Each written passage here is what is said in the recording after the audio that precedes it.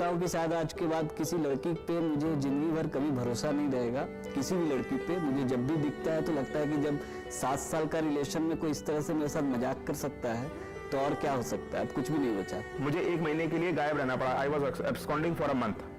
She just wanted money, nothing else. She just spent 21 days with me, that too in installment.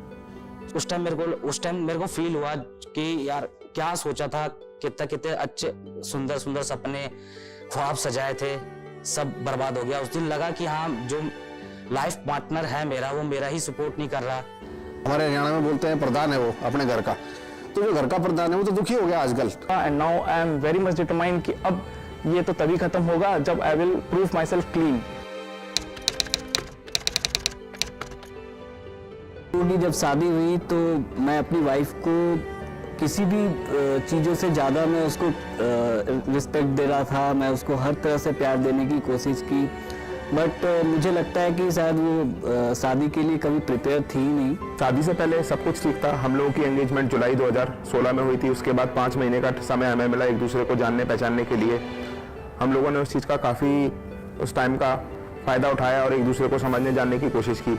और जब तक शादी हुई सब कुछ ठीक था, सब कुछ सही चल रहा था, तो मुझे लगा कि ठीक है, यही है वो लड़की जिसके साथ मैं ज़िंदगी भर रह सकता हूँ और सब कुछ अच्छा चलेगा।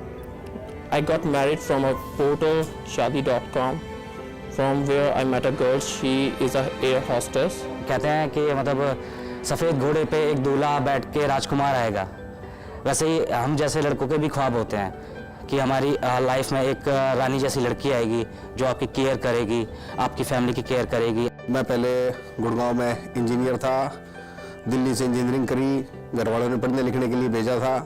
दिल्ली में पढ़े लिखे, गुड़गांव में नौकरी करी, राजस्थान में नौकरी करी, यूपी में भी नौकरी करने के लिए गए हैं कई बारी।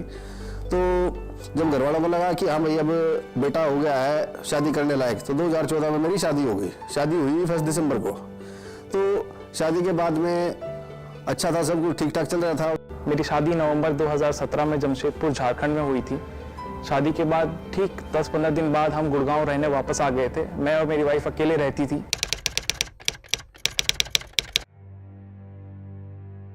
कि मेरी वाइफ एक छोटी सी डिस्प्यूट हुई, मेरे पेरेंट्स मेरे बच्चे को गांव वगैरह ले जाना चाहते थे, वहाँ से डिस्प्यूट राइज हुई, उसमें बसाबसी हुई और बस वहाँ से ये कहानी चेंज हो गई। और उसके बाद मेरे से झगड़ा करके मेरे घर से पूरा ज्वेलरी लेके भाग गई।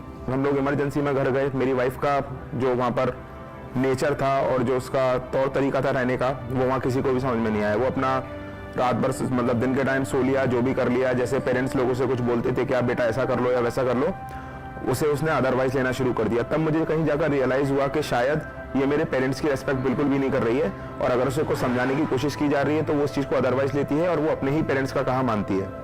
My wife and her family had a problem that they don't want a joint family. So they created a scene and my wife put a condition like she want a separate family, she don't want to live with my family. लड़ाई झगड़े भी बीच में बहुत हुए। उन 5 सालों में बहुत कुछ झेला मैंने।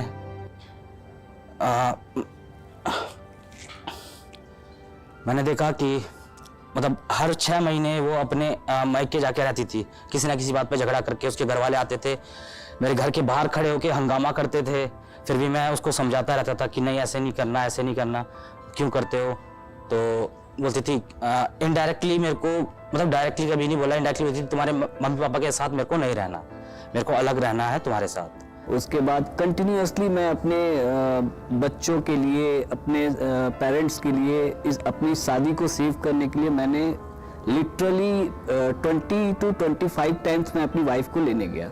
दे ऑलवेज डिनाई कि मेरी वाइफ को नहीं भेजेंगे, मेरे बच्चे को नहीं भेजेंगे। शादी के 3-4 महीने तक सब कुछ ठीक था, जब तक कि वो अपने घर जमशेदपुर घूमने नहीं जाती। जब भी वो घूम के वापस आती है तो उसकी अनरीजनेबल डिमांड्स आती हैं, जैसे कि आप मेरे भैया के लिए एक पोर्टेबल स्पीकर ले दो, आप मेरे भैया के रूम के लिए कर्टन ले दो, आप मेरे भैया को शर्ट ले दो, मेरे भैया और पापा का सूद ब्याज का काम है, तो आप क्यों नहीं कुछ पैसे वहाँ डालते, उससे कुछ इंटरेस्ट आएगा जिससे हमारी दोनों फैमिली फ्लोरिश करेंगी। मैंने उस चीज़ को राइटफुली और रीजनेबली डिनाई किया, बार बार डिनाई किया। गुड़गांव में जॉब थी मेरी, उसकी भी मैंने जॉब लगवा दी। जॉब लगने के बाद मेरा ससुरा यूँ बोला कि भाई अब मेरी बेटी तो खाने कमाने लायक हो गई है, इसको तो तेरी जरूरत है नहीं। तो वहाँ से पूरा जो ड्रामा था वो पूरा शुरू हो गया। और बस उसके बाद तो जो जिंदगी में हिचकोड़े आए हैं, ये ऊपर और वो नीचे, उसके बाद तो फिर कंटिन्यू रहा। अगले 4 महीने में मेरे पिताजी की हार्ट अटैक से मृत्यु हो गई, जो कि मेरी फैमिली के लिए बहुत ही कठिन समय था। और साथ में मेरी माताजी को उसी समय पर एक स्टेज 4 का किडनी कैंसर डिटेक्ट हुआ, जो कि डॉक्टर ने बोला कि इट इज वेरी डेंजरस और उसको आपको बचाने के लिए अपनी माताजी का ऑपरेशन करना पड़ेगा। ये बात भी उन लोगों को समझ में नहीं आई, उनकी फैमिली को। So she had a plan, and after some time she said like I will only continue the relation if you're gonna get me money, otherwise it's a no from me. I will not even live with you, I will not allow you to live with me.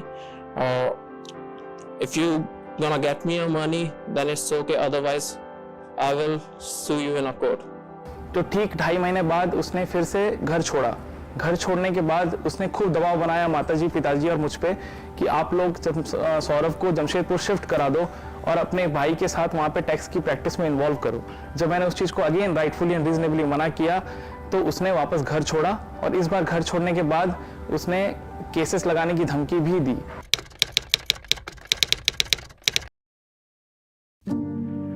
मेरे पे बहुत गंदे allegation लगा दिए कि मेरी पूरी शादी इलीगल है, और जो मेरे लिए बहुत शॉकिंग था।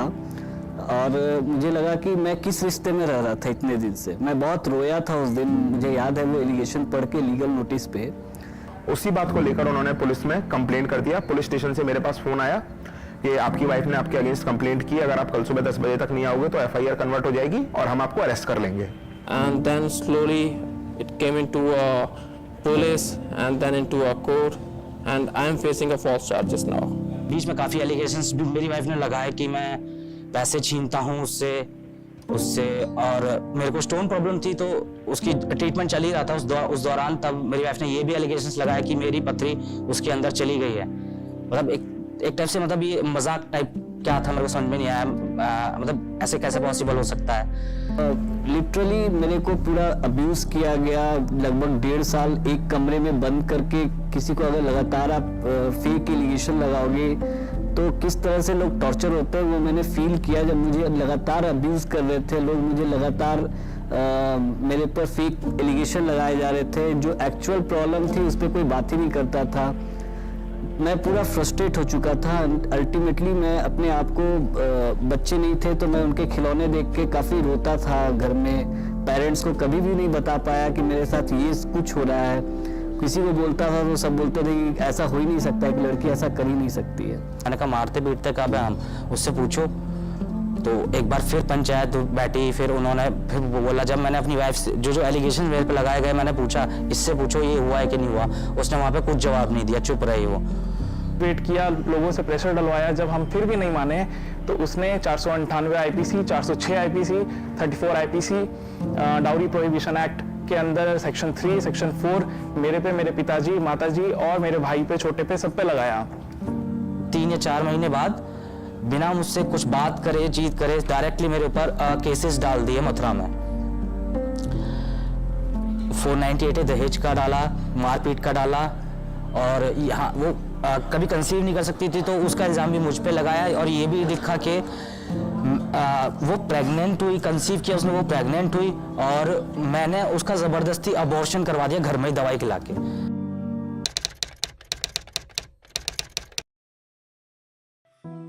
अगर 498 की जब FIR होती है तो आपको एक नोटिस देना पड़ता है सामने वाले इंसान को कि आप पुलिस स्टेशन में आइए, फिर आपकी इन्वेस्टिगेशन की जाएगी। लेकिन पुलिस वो नहीं देती है, सुप्रीम कोर्ट की गाइडलाइन वो फॉलो नहीं करते हैं। महिला थाना, उसका नाम ही महिला थाना है, जहाँ तो वहाँ पे पहले मेरी सुनी नहीं जा रही थी, फिर मैं समझा इसका नाम ही महिला थाना है, जहाँ पे मेरी नहीं सुनी जाएगी, सिर्फ महिला की ही सुनी जाएगी। और महिला भी उनके लिए सिर्फ एक बीवी एक बहू ही होती है महिला, ना कोई सास को, ना कोई ननंद, ना कोई देवरानी, जेठानी, दादी, कोई उनके लिए वो कोई महिला नहीं होती। बस वही महिला होती है उनके लिए जो एक बहू है, पत्नी है, बस वही। Judiciary is culprit. SO madam के बीच और मेरी वाइफ के बीच क्या बात हुई मेरे को नहीं पता। उन्होंने सीधा डायरेक्टली आके मेरे को बोला, देखो मंत्री के यहाँ से लेटर आया है और अभी के अभी तुमको और तुम्हारे मदर फादर वहां पे आए हुए थे, उनको अरेस्ट करना पड़ेगा। तो मैं यार परेशान हो गया मैं उस टाइम, क्या करूं क्या ना करूं मैं। ठीक है, मैं डिसाइड कर लिया, ठीक है मैं अलग रहूंगा अब। आदमी की कोई सुनता नहीं है। आदमी अगर थाने में जाता है तो पुलिस वाले बोलते हैं हाँ छोरा तूने कुछ गलत किया होगा, ये छोरी तो गलत करने लगती मैंने। वहाँ पे पुलिस वाले बोलते थे हरे तो पे, मतलब वहाँ की लैंग्वेज ऐसी होती थी कि हरे तो पे तेरी बीवी ना संभाली गई या कोई और ही संभाल रहा था तेरी बीवी, मतलब ऐसी ऐसी लैंग्वेज यूज, गंदी गंदी लैंग्वेज यूज कर रहे थे। सारे एविडेंसेस दिए पुलिस को, इंक्लूडिंग डॉक्यूमेंट्स, टिकट्स, डॉक्टर की प्रेस्क्रिप्शंस, जो पूरी की पूरी तरीके से उसकी कंप्लेन को रिफ्यूट करते थे। उसके बाद भी पुलिस का स्टेटमेंट हमें सिर्फ एक ही था कि ये कानून बना हुआ है, हम इसमें कुछ कर नहीं सकते, हमारी नौकरी का सवाल है, हमें चार्जशीट डालनी होगी।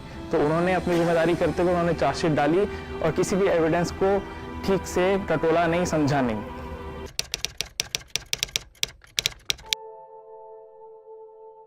मैं बहुत टूट गया था इन सब चीज़ों से। मैं उसके एलिगेशन पढ़ के 3 दिन तक मेरे अंदर से खाना तक मेरे शरीर से नहीं क्रॉस कर पाया था। ये इतना बड़ा ट्रॉमा मेरे लिए था कि मैं जिस लड़की के लिए इतना कुछ किया अब तक 7-8 साल की शादी में, उसने मेरे साथ ऐसा कुछ चीट कर दिया मेरे साथ। मैं इस चीज़ को बर्दाश्त नहीं कर पा रहा था। काफ़ी फ्रस्ट्रेशन में मैं चला गया था। इवन मैं सुसाइड करने तक की कोशिश करने का सोचने लगा था। लगता था इसके आगे डेड एंड है, मेरी लाइफ में कुछ अब बचा ही नहीं। मेरी सिस्टर का फोन आया कि मम्मी की एकदम से तबीयत खराब हो रही है, भैया जितनी जल्दी हो सके घर आ जाओ, आ सको आ जाओ। अगले 1 घंटे में मेरी माताजी का हार्ट काम करना बंद कर दिया, किडनी रुक गई और मेरी माताजी भी एक्सपायर हो गई। ये FIR होने के 20 दिन के अंदर हुआ। When I felt myself alone, so I took a decision to commit a suicide. Maybe that could be the end of every problem. And I went to a Chandigarh lake, so like I can jump in it. Condition ये आ गई थी, एक रात को मतलब नींद नहीं आ रही थी, मतलब मम्मी पापा की तबीयत बहुत ज्यादा खराब हो गई थी दोनों की टेंशन से। रात को मतलब कैसे आप मतलब कैसे सोच सकते हैं, मैं अपने पापा की रात में अब सांसें चेक करता था, मैं सांसें चेक करता था कि जिंदा तो है। बहुत ज्यादा डिप्रेशन में हुआ था मैं।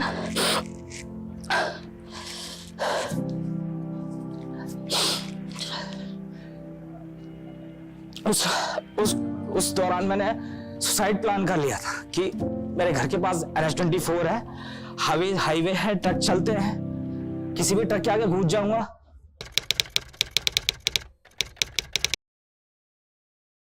मेरे पास जब कोई ऑप्शन नहीं रहा तो मैंने सोशल मीडिया पे उतर के अपने बारे में लोगों को बताया। तब मुझे मार्च 2019 के आसपास में गूगल पे दीपिका नारायण भारद्वाज का एक मूवी था, वहाँ से मुझे इंस्पिरेशन मिला। तब मैंने फाइट करने का सोचा इन सब चीज़ों से।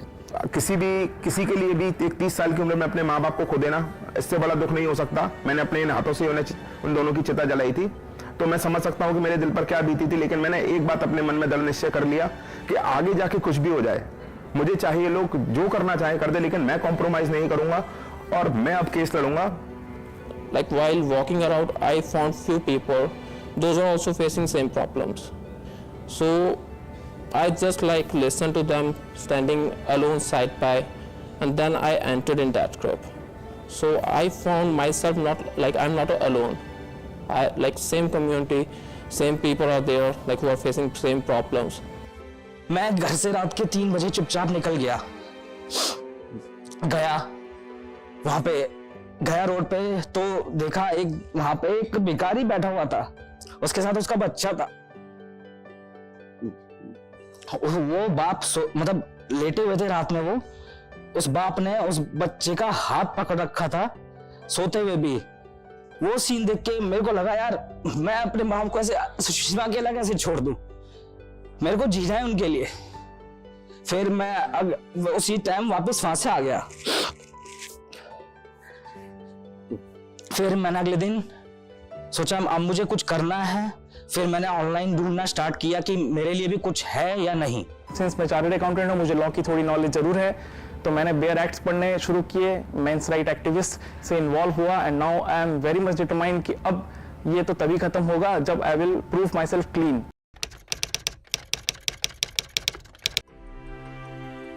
को और एलिगेशन से मुझे अब प्यार हो गया। इतना कुछ होने के बाद अब वाइफ से तो प्यार बचा नहीं अब, अब लेकिन मेरे एलिगेशन ही मुझे अब अच्छे लगने लगे हैं। मैं उसको अब बार बार बोलता हूँ, मैं एलिगेशन को अपने आई लव यू बोलना चाहता हूँ। Doesn't matter what happens to me, but I'm going to live my life my own way. Now I'm not a victim. I'm fighting those false cases. I am a warrior. उसके बाद मैं एकदम बदल गया और सबसे ज़्यादा मतलब पीस ऑफ माइंड मिला मेरे को। और जो मेरे को पीस ऑफ माइंड मिला उसी कॉन्फिडेंस से मैंने अपने मम्मी पापा को संभाला, उन्हें भी पीस ऑफ माइंड दिया कि हाँ आगे कुछ नहीं होगा, अब घबराने वाली कोई बात नहीं है। एंड में जाके कुछ भी हो, इसमें सिर्फ पैसा और टाइम खराब होना है हमारा, एंड में जाके सच सामने ज़रूर आएगा। आदमी है कॉन्स्टिट्यूशन में, उसके भी तो कुछ राइट होंगे, तो उसके राइट्स के बारे में भी बात करना चाहिए और सरकार को भी एक सपोर्ट सिस्टम शुरू करना चाहिए ताकि जो आदमी है इतने परेशान है उन सब के लिए एक सपोर्ट सिस्टम बने, उनकी भी बात सुनी जाए। आज मैं, कल आपका बेटा, भाई, पति, जीजा कोई भी हो सकता है। आज नहीं जागे तो फिर शायद कभी नहीं।